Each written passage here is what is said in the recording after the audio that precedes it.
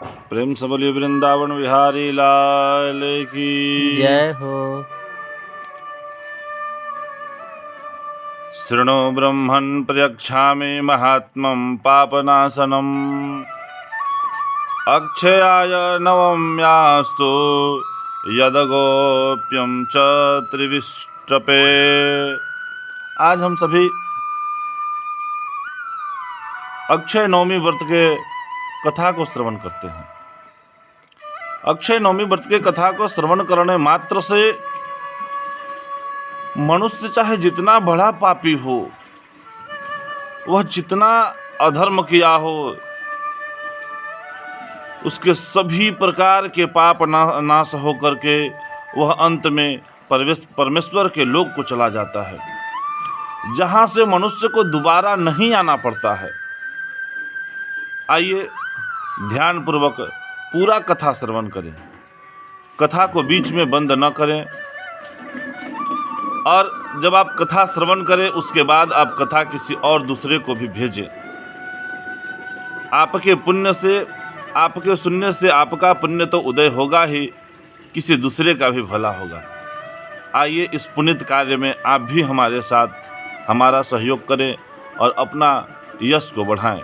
अगर आप हमारे चैनल पर नए हैं तो चैनल को सब्सक्राइब करें, बेल आइकन को दबाएं, ऑल को सेलेक्ट करें। मैं इसलिए कह रहा हूं कि मैं आने वाला प्रत्येक व्रत, तिथि, मुहूर्त, नक्षत्र सभी के संबंध में लगातार आप सबकी सेवा में तत्पर रह करके YouTube के माध्यम से आप सबको वीडियो प्रदान करता हूं और यह नियम, व्रत इत्यादि को बतलाते रहता हूं। आइए आगे हम लोग कथा सुनते हैं अक्षय नवमी व्रत की। प्रेम से बोलिए श्री कृष्णचंद्र भगवान की जय हो। हाथ में सभी अक्षत पुष्प लेकर के ध्यान करेंगे। बंसे विभूषित करा नवनीवदाभात पीतांबरा दरुणविं बफलाधरोष्ठात् पूर्णेन्दु सुंदर मुखा दियरविंद्र नेत्रां कृष्णात् परं किमपि त्वमहं न जाने। प्रेम से बोलिए कृष्णचंद्र भगवान की जय।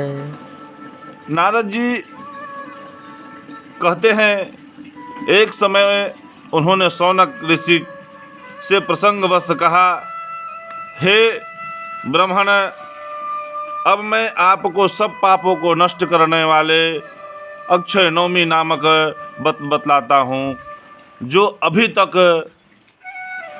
तीनों लोक में गुप्त है, जिसके विधि नियम इत्यादि को कोई नहीं जानता है। अति दुर्लभ व्रत है। इसके व्रत के कथा को आप श्रवण करें। शौनक जी कहते हैं, हे तपोधन, यह कौन सा व्रत है? इस व्रत को किसने किया और कब करना चाहिए? करने का पूरा विधि क्या है? सब आप विस्तार से बतलाइए। नारद जी कहते हैं कि व्यास जी बहुत प्रसन्न हुए। तब उन्होंने यह अक्षय नवमी के व्रत को भगवान विष्णु से सुना था, और यह भगवान विष्णु को अति प्रिय, भगवान विष्णु को प्रिय लगने वाला व्रत है। इस व्रत से बढ़कर भगवान विष्णु के लिए कोई व्रत नहीं है। सभी व्रत को बार बार करें, लेकिन अक्षय नवमी का जो व्रत है एक बार करें तो समझिए आपका जीवन धन्य हो गया, आपका उद्धार हो गया। इस प्रकार के कथा को सुनते हुए उस दिन ब्रह्म मुहूर्त में सवेरे जगना चाहिए। ब्रह्म मुहूर्त में सवेरे जग करके स्नान इत्यादि करना चाहिए। गंगा जी में जा करके, जहाँ सरोवर है सरोवर में जा करके, जहाँ तालाब है तालाब में जा करके सुबह स्नान करना चाहिए ब्रह्म मुहूर्त में, और व्रत का विधि संकल्प लेना चाहिए।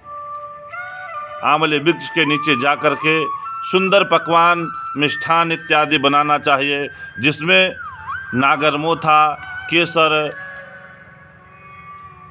उसके बाद काली मिर्च, गड़ी, किशमिश, सुहाड़ा इत्यादि डाल करके नाना प्रकार के पकवान, उत्तम नैवेद्य बनाएं।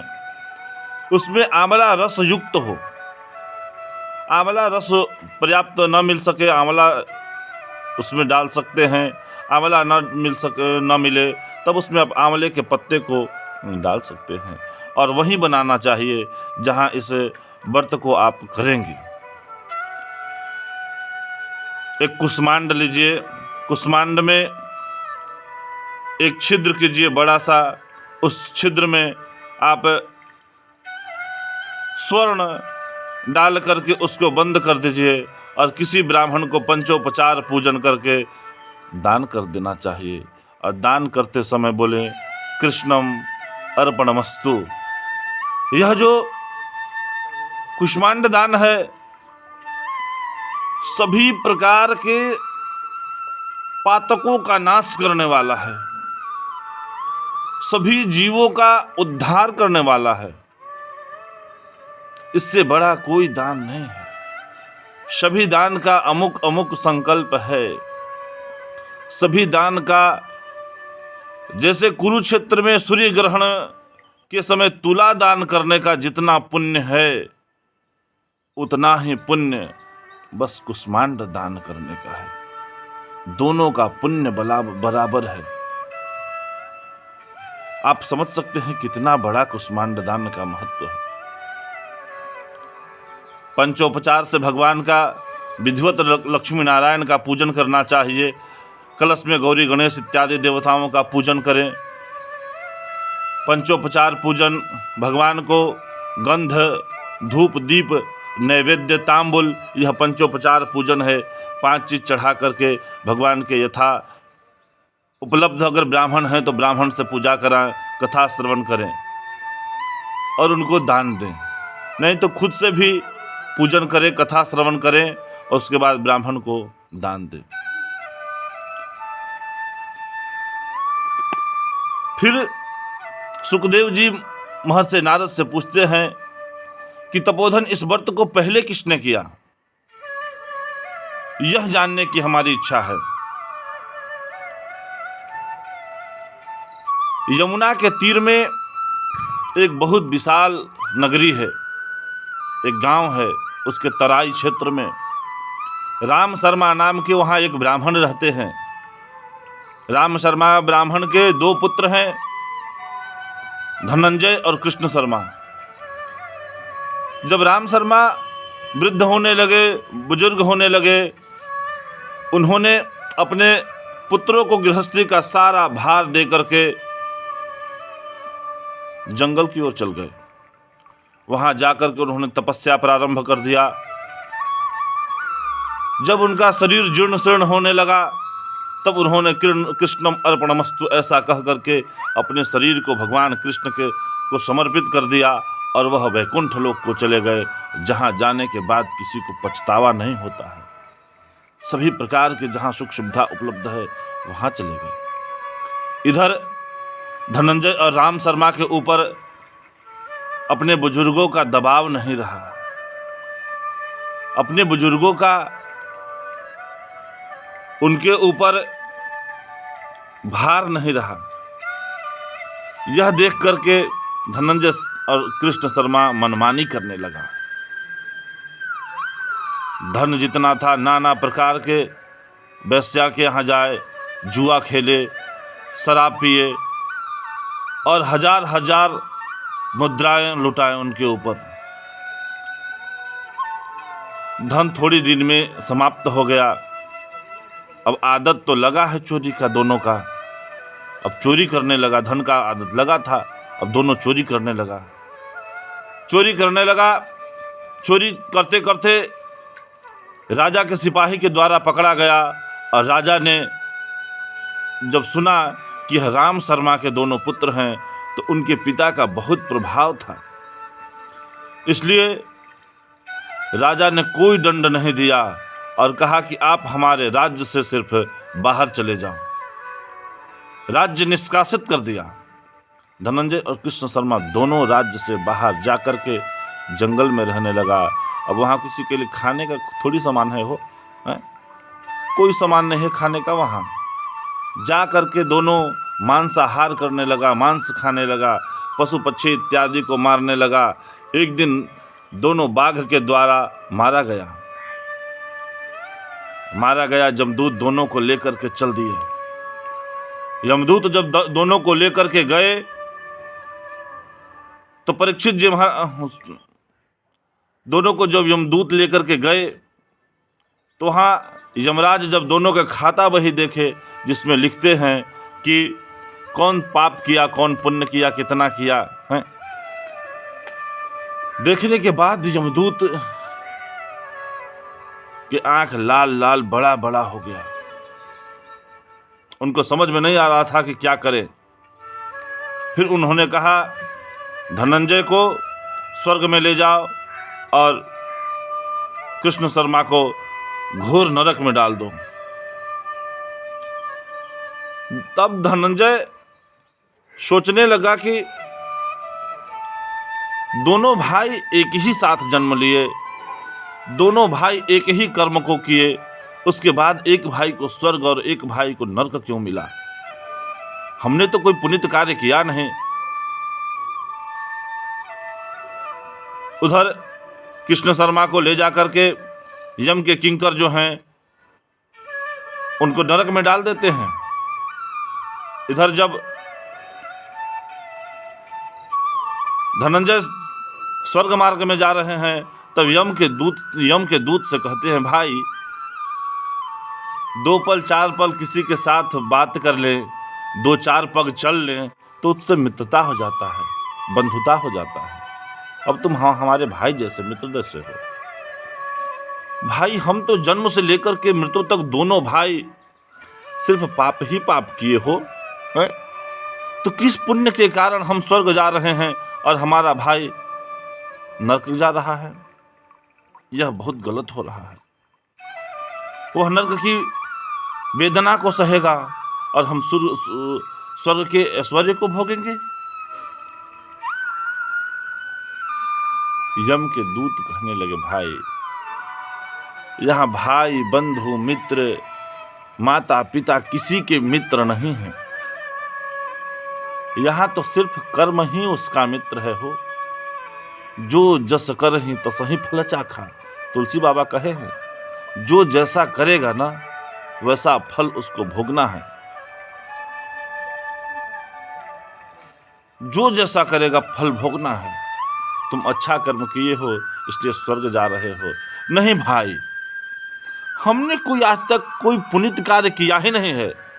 एक माँ के उदर से हम लोग जन्म लिए और जब से हम दोनों को याद है तब से आज तक कोई पुण्य का कार्य हमने किया ही नहीं।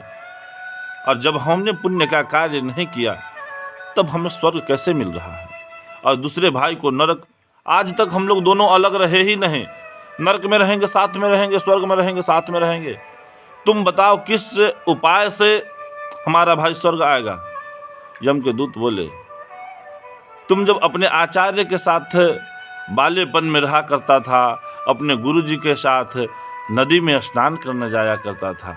कार्तिक महीने में 3 दिन तुमने अपने गुरु का वस्त्र लेकर के उनको स्नान कराने तालाब सरोवर में गया और वहाँ उनका वस्त्र निचोड़ा। उसके बाद गुरु के साथ गुरु के आज्ञा के अनुसार 3 दिन तक व्रत का पालन किया।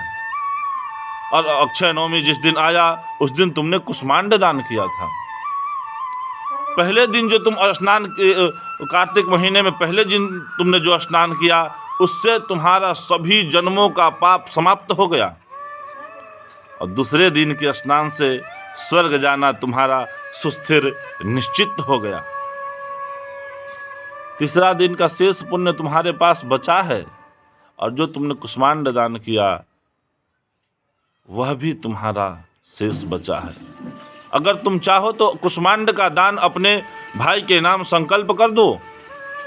जो भतुआ दान तुमने किया, बिहार में इसको भतुआ बोलते हैं कुष्मांड को, तो जो तुमने भतुआ दान किया, कुष्मांड का दान किया, वह पुण्य जो है अपने भाई को दे दो। उस पुण्य के प्रभाव से तुम्हारा भाई नरक से स्वर्ग आ जाएगा। बोला तुरंत देर मत करो, जरा देर मत करो। हाँ, संकल्प दिए और संकल्प के प्रभाव से उनका भाई जो है स्वर्ग कृष्ण शर्मा आ गए। दोनों भाई के उर्वशी इत्यादि जो भगवान स्वर्ग के जो प्रमुख अप्सराएं हैं, दोनों का स्वागत करती हैं, माला हार पहनाती हैं, नाना प्रकार के दोनों सुविधाओं के साथ वहाँ विराजमान हैं। आज भी वह दोनों कृष्ण शर्मा और धनंजय आज भी